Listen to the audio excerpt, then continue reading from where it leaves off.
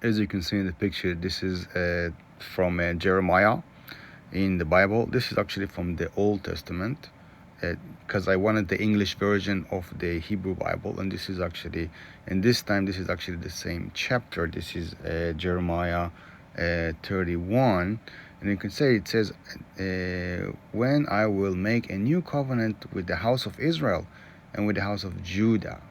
So basically, God is making a new covenant with the Jewish people, all right? And this is prophesied by Jeremiah. And that means that the covenant between the Jewish people and God was never broken. It was renewed, and it's actually everlasting. Now, have a look at the next picture.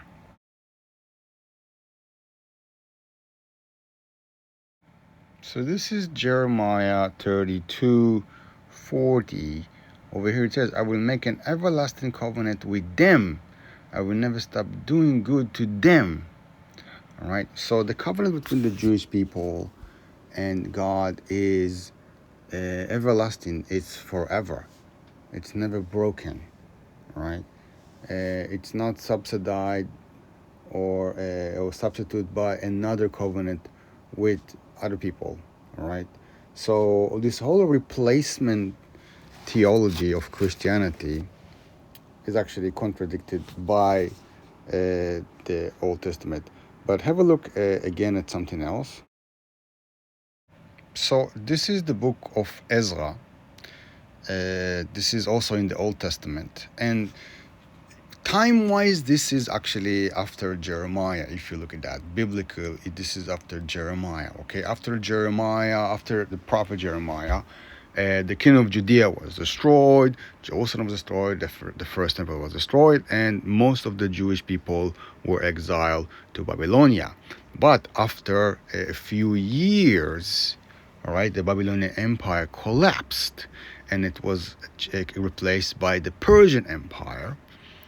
And one of the first things that the Persian Empire is doing is allowing the Jews in Babylonia to go back to Judea, go back to Jerusalem, and rebuild the second temple. All right, and this is a fulfillment of Jeremiah's prophecy.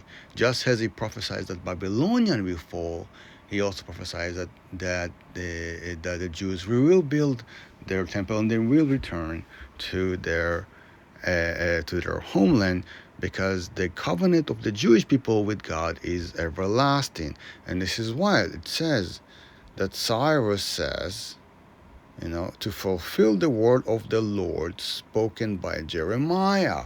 So this is a reference, right? And by the way, this is a reference that I only noticed that when I'm reading the English part, because I can tell you that when I was reading the book in Hebrew, I actually didn't notice that it was actually referring to specifically to the prophecy by Jeremiah. By the way, right now I'm actually going back in the Bible and I'm looking at it right now just to make sure that I got it right.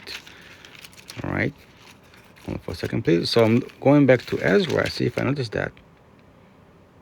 Oh, okay.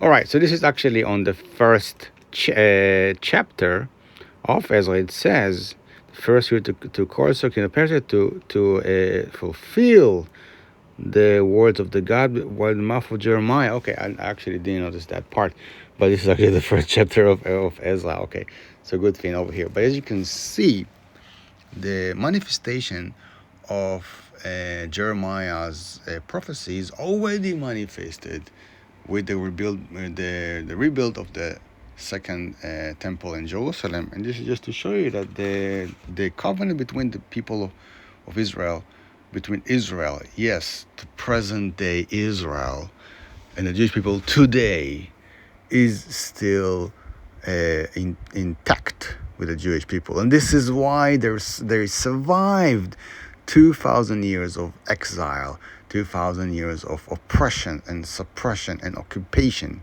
and Holocaust and Crusaders and Inquisition and Christian and Muslim oppression. Right? That's why they survived, and now they have a state and they are awesome. It's because they have an everlasting covenant with God.